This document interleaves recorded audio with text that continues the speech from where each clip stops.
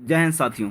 जैसा कि आपने थंबनेल में देखा कि चंद्रयान-3 और आदित्य-L1 ये दोनों के बारे में हम लोग संपूर्ण जानकारी एक ही वीडियो में प्राप्त करेंगे। उसके लिए आगामी जो भी एग्ज़ाम्स आ रहे हैं उसमें इससे क्वेश्चन आपको दिख ही जाएंगे दोनों टॉपिक से, क्योंकि इस देश का जो भारत के लिए एक गर्व भरा पल था ये, और इस बहुत ही गौरवान्वित महसूस हुआ जब ये दोनों कार्य किए गए, और अभी भी दोनों अपने मिशन पे ही हैं। तो चंद्रयान-3 के बारे में पहले हम जानेंगे, उसके बाद आदित्य-L1 के बारे में एक एक करके समझेंगे। तो चंद्रयान-3 सबसे पहले, चंद्रयान-3 भारत का एक महत्वाकांक्षी मिशन है। इसका उद्देश्य है कि चंद्रमा पे जाएंगे और कैसे उसका संरचना बना है, क्या क्या वहाँ पे चीज़ें हैं, वहाँ पे वैज्ञानिक ढंग से वहाँ पे उसका अध्ययन करना है, और वहाँ पे रासायनिक और प्राकृतिक तत्व क्या क्या मौजूद है, मिट्टी का संरचना क्या क्या है, कैसे कैसे उसका प्रॉपर्टी है, और पानी की उपलब्धता वहाँ पे है कि नहीं, ये सब वैज्ञानिक प्रयोग करना वहाँ पे हमारा लक्ष्य है चंद्रयान-3 का। और जो LVM-3M4 द्वारा इसे 14 जुलाई 2023 को सतीश धवन अंतरिक्ष केंद्र, जो कहाँ है, श्रीहरिकोटा में है, यहाँ से लॉन्च किया गया। सतीश धवन अंतरिक्ष केंद्र श्रीहरिकोटा से लॉन्च किया गया, जो आंध्र प्रदेश में है। और यहाँ पे इसे भी याद कर लीजिएगा, रॉकेट का नाम क्या है, LVM-3M4 द्वारा, इसके द्वारा लॉन्च किया गया। और कब, डेट भी याद कर लीजिएगा, 14 जुलाई 2023 को लॉन्च किया गया। कहाँ से, सतीश धवन अंतरिक्ष केंद्र श्रीहरिकोटा से। आगे देखिए, चंद्रयान-3 ने चंद्रमा के दक्षिणी ध्रुव के पास, इस चंद्रमा के दक्षिणी, ये तो सबसे बड़ा सफलता तो यहाँ पे प्राप्त किया है कि दक्षिणी ध्रुव के पास भारत एकमात्र ऐसा देश है, भारत, जो चंद्रमा के दक्षिणी ध्रुव पर पहुंचा है। और अगर ओवरऑल की बात की जाए कि चंद्रमा पे सॉफ्ट लैंडिंग के मामले में भारत चौथा पोजीशन पे है। सॉफ्ट लैंडिंग के मामले में भारत चौथा पोजीशन पर है। अमेरिका, चाइना, रसिया के बाद इंडिया है जो चौथा नंबर पे है, जो सॉफ्ट लैंडिंग किया है चंद्रमा पे। इससे पहले ये तीनों कर चुके हैं, लेकिन दक्षिणी ध्रुव पे भारत पहला देश है जो यहाँ पे गया है, दक्षिणी ध्रुव पे गया है, सॉफ्ट लैंडिंग किया है यहाँ पे। तो आगे देखिए, चंद्रयान-3 ने चंद्रमा के दक्षिणी ध्रुव के पास स्थित मैजिनस यू, ये याद कर लीजिएगा, मैजिनस यू क्रेटर के पास 40 दिनों की यात्रा के बाद 23 अगस्त 2023 को भारतीय समय अनुसार संध्या 6:04 पर सफलतापूर्वक सॉफ्ट लैंडिंग की। शाम को 6:04 पे ये सफलतापूर्वक लैंडिंग की। कहाँ पे, तो जिस क्रेटर के पास किया, वो क्रेटर के नाम मैजिनस यू, मैजिनस यू बहुत इंपॉर्टेंट है यहाँ पे, यही सबसे क्वेश्चन पूछ दिया जाता है। मैजिनस यू क्रेटर के पास 40 दिन की यात्रा के बाद वहाँ पे सॉफ्ट लैंडिंग किया 6:04 में। और डेट क्या था जिस दिन लैंडिंग किया था, तो 23 अगस्त 2023 को, यहाँ पे याद कर लीजिएगा, 23 अगस्त 2023 को सॉफ्ट लैंडिंग किया। अच्छा, हमारा देश जब स्वतंत्रता दिवस मनाया, उसके मात्र 8वें दिन यह कारनामा किया, जो भारत के लिए गौरवान्वित करने वाला पल था। चंद्रयान-3 को सफलतापूर्वक पूरा करने में एस सोमनाथ, जो इसरो प्रमुख हैं अभी, एस सोमनाथ, इनके अलावा चंद्रयान-3 के प्रोजेक्ट डायरेक्टर हैं पी वीरमुथुवेल। पीर मुथुवेल जो हैं, वीर मुथुवेल, ये चंद्रयान-3 के प्रोजेक्ट डायरेक्टर हैं। और मोहन कुमार हैं जो इस मिशन, जो चंद्रयान-3 का ये मिशन डायरेक्टर, ये हैं मोहन कुमार। और जो पूरा प्रोजेक्ट था चंद्रयान-3 का, उनका डायरेक्टर पी वीरमुथुवेल थे। तो एस सोमनाथन को देश काफ़ी याद कर रहा है, लेकिन इनके साथ साथ इनको भी योगदान कम नहीं है, इसलिए इनको भी आप जाने। वीर मुथुवेल हैं जो चंद्रयान-3 के प्रोजेक्ट डायरेक्टर, और मोहन कुमार मिशन डायरेक्टर। विशेषताएं क्या क्या हैं, चंद्रयान-3 जो गया उसके विशेषता क्या क्या था, तो विशेषताएं हैं, अभी भी तो वहीं पे है वो। तो विशेषता है, 3 इसमें मॉड्यूल लगे हैं, एक propulsion module, lander module, rover module. तो प्रोपल्सन मॉड्यूल क्या है, इसके बारे में जानिए। यह लैंडर और रोवर को चंद्र कक्षा में 100 किलोमीटर तक ले जाएगा।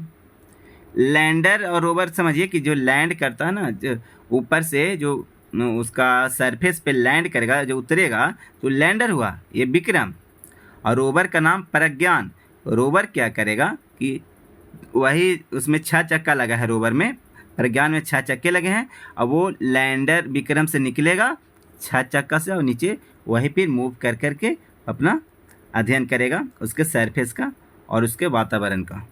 और लैंडर जान ही रहे हैं जो लैंड किया विक्रम, अगला बार यही लैंडर विक्रम सॉफ्ट लैंडिंग नहीं कर पाया था, यहीं पे हमारा मिशन कुछ पूर्ण रूप से सफल नहीं हो पाया था।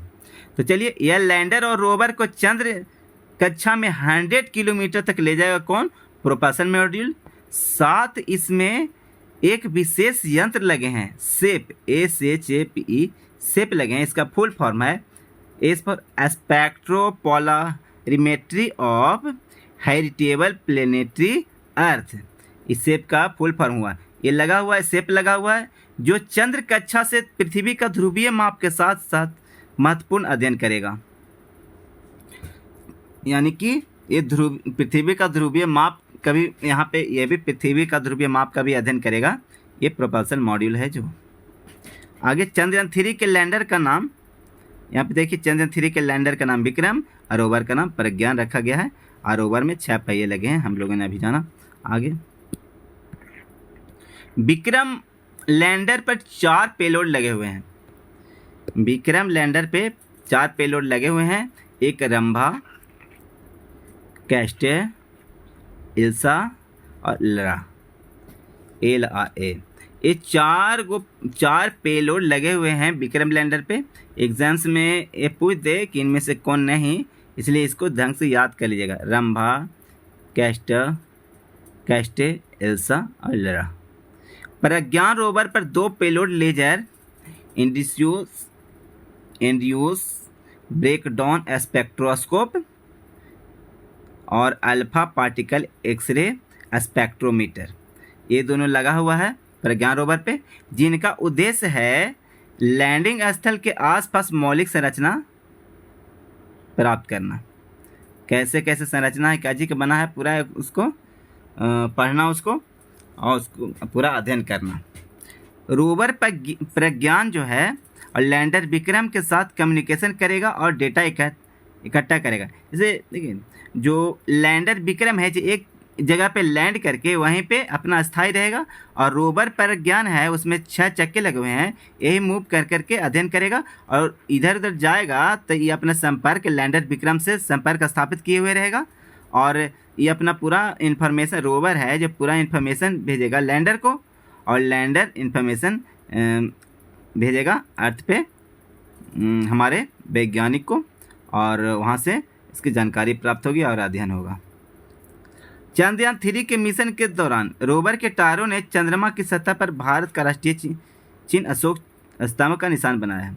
चंद्रयान 3 के मिशन के दौरान क्या हुआ कि रोवर जो है, रोवर प्रज्ञान, वो अपने टायर से चंद्रमा की सतह पर भारत का राष्ट्रीय चिन्ह अशोक चक्र का निशान बनाया है। कौन सा निशान बनाया है? तो अशोक चक्र का निशान बनाया है, जो हमारा राष्ट्रीय चिन्ह है। चंद्रयान 3 ने चंद्रमा की सतह पर एक चंद्र दिवस 14 दिन के बराबर होता है। पृथ्वी के 14 दिन के बराबर एक चंद्र दिवस होता है। तो इतना दिन तक काम करेगा।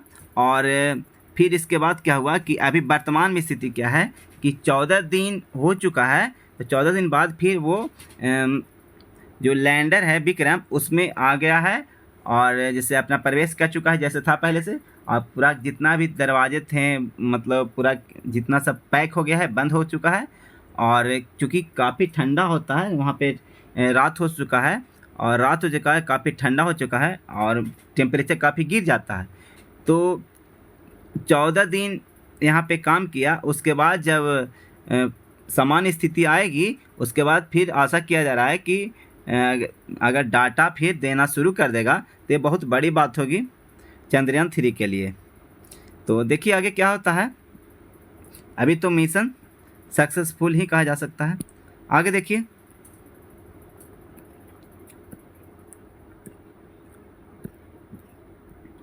अन्य बिंदु भी इसके बारे में थोड़ा जान लीजिए। भारत चंद्रमा के दक्षिणी ध्रुव पर पहुंचने वाला दुनिया का पहला देश बन गया है। अमेरिका, रसिया और चाइना के बाद भारत चंद्रमा पर सॉफ्ट लैंडिंग करने वाला चौथा देश बन गया है। ये सब हम लोग जाने अभी।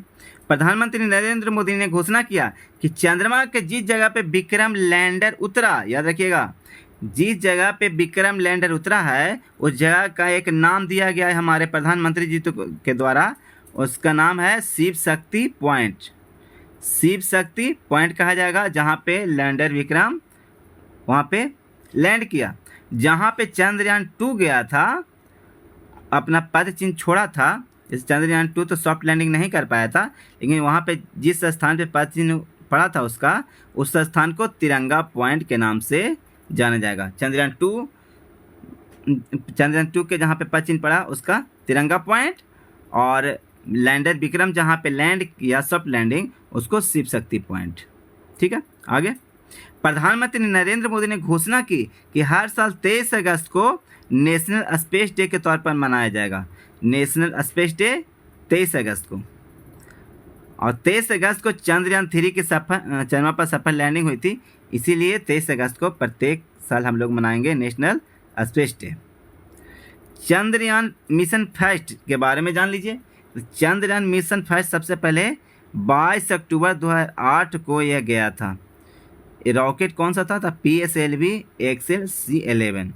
इसके द्वारा सफलतापूर्वक लॉन्च कर दिया गया था चंद्रयान मिशन फर्स्ट।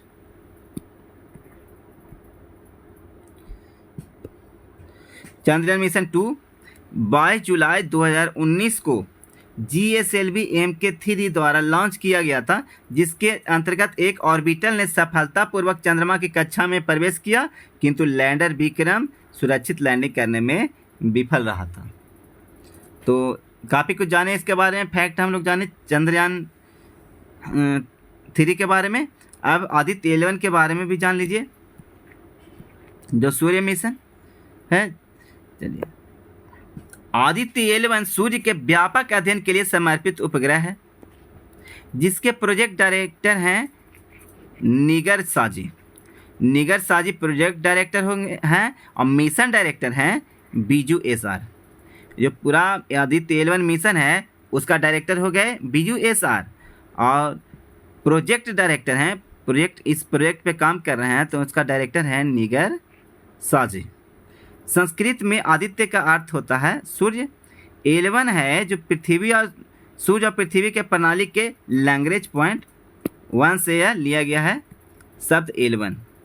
एक क्या है लैंग्वेज पॉइंट, क्या है इसके बारे में पूरा हम एक वीडियो, सेपरेट वीडियो इसके बारे में बना है, कैसे कैसे गया, एकदम पिक्चर के द्वारा समझाया गया है डिटेल में, एकदम बहुत सारा पिक्चर को यूज करके समझाया गया है ढंग से। वो आपको मेरे प्लेलिस्ट में भी मिल जाएगा। आदित्य 11 से प्लेलिस्ट ढूंढिएगा, वहाँ पे मिल जाएगा, तो उसको भी आप लोग देख लीजिएगा, पूरा आपको समझ में आ जाएगा। इस सूर्ययान जो गया, एक मिनट, हाँ, जो अभी गया आदित्य 11, उसके बारे में काफ़ी विस्तृत जानकारी आपको वहाँ पे मिल जाएगा। चलिए, तो आगे हम लोग शुरू करते हैं। यहाँ 11 सूर्य पृथ्वी प्रणाली का लैंग्वेज पॉइंट 1 को संदर्भित करता है। 11 अंतरिक्ष में वह स्थान है जहाँ सूर्य और पृथ्वी जैसे दो खगोलीय पिंडों के गुरुत्वाकर्षण बल का संतुलन में, मतलब कि लैंग्वेज पॉइंट है वहाँ पे। यहाँ पे मान लिया कि लैंग्वेज पॉइंट है, यहाँ पे अर्थ है और यहाँ पे सन है। और लैंग्वेज पॉइंट ऐसा स्थान है जहाँ पे ये पृथ्वी भी अपनी ओर नहीं खींच सकती है यहाँ से कोई भी वस्तु को, और सन भी नहीं खींच सकता है, मतलब दोनों का गुरुत्वाकर्षण बल यहाँ पे 0 हो जाता है। तब ये यहाँ पे स्टेबल रह सकता है, कोई भी यहाँ पे कोई भी वस्तु यहाँ पे स्टेबल रहेगा। तो यही ऐसा 5 लैंग्वेज पॉइंट है ये दोनों के बीच में।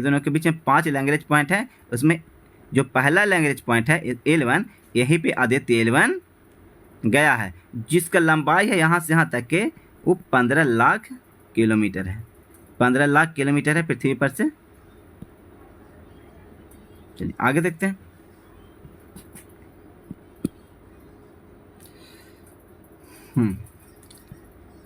इसरो ने 2 सितंबर 2023 को अपने पहले सूर्य मिशन आदित्य 11 को प्रक्षेपित किया। कब के प्रक्षेपित किया? 2 सितंबर 2023 को। सतीश धवन अंतरिक्ष केंद्र श्रीहरिकोटा से PSLV C57 के माध्यम से आदित्य L1 उपग्रह का सफल प्रक्षेपण किया गया। सफल प्रक्षेपण यहाँ पे किया गया। अच्छा, आगे देखिए, आदित्य L1 को पृथ्वी से लगभग 15 लाख किलोमीटर की दूरी पर पृथ्वी और सूर्य के बीच L1 लैग्रेंज बिंदु के आसपास एक प्रभाव मंडल कक्षा में स्थापित किया जाएगा, जहां यह सौर वायुमंडल, सूर्य चुंबकीय तूफान, पृथ्वी के चारों ओर के पर्यावरण पर उसका क्या प्रभाव होता है, सभी का अध्ययन करेगा। ये ऑर्बिटल में 5 बिंदुओं, इस लैग्रेंज पॉइंट जो आप लोग ने जाना, तो लैग्रेंज पॉइंट है ये ऑर्बिटल में 5 बिंदुओं L1, L2, L3, L4 और L5 स्थित है, जो अभी आप हम लोग चर्चा किए, जिसका नाम इटली के खगोल शास्त्री हैं जोसेफ लुई